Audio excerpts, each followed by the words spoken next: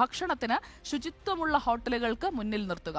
അതായത് എവിടെയെങ്കിലും കൊണ്ട് നിർത്തിയാൽ പോരാ, വൃത്തിയും ശുചിത്വവും ഉള്ളതും സ്ത്രീകൾക്കും പുരുഷന്മാർക്കും പ്രത്യേകം ടോയ്ലറ്റുകൾ ലഭ്യമായതുമായ ഹോട്ടലുകളിൽ മാത്രമേ ബസ്സുകൾ കൊണ്ടുപോയി നിർത്താവുള്ളൂ.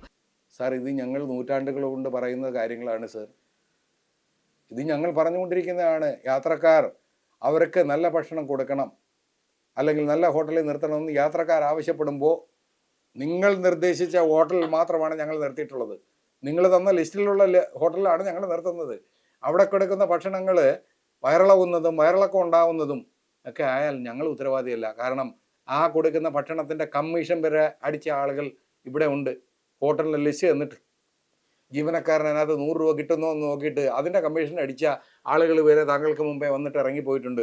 അതിൻ്റെ ഉത്തരവാദി ജീവനക്കാരനല്ല, നിങ്ങൾ തന്നെയാണ്. അപ്പോൾ നിങ്ങൾ എന്താണ് ചെയ്യേണ്ടത്? പുതിയ ലിസ്റ്റ് ഉണ്ടാക്കണം. പുതിയ ലിസ്റ്റ് ഉണ്ടാക്കിയിട്ട് നിങ്ങൾ പറയണം അവിടെ നിന്ന് നിർത്തണം. അല്ലെങ്കിൽ യാത്രക്കാർ അല്ലെങ്കിൽ പൊതുജനങ്ങളോട് ചോദിക്കുക, ഏതൊക്കെ സ്ഥലങ്ങളിൽ ഏതൊക്കെ ഹോട്ടലിലാണ് KSRTC ബസ്സിനെ നിർത്താൻ പറ്റിയ ഹോട്ടൽ എന്ന് ജനങ്ങളുടെ അഭിപ്രായം.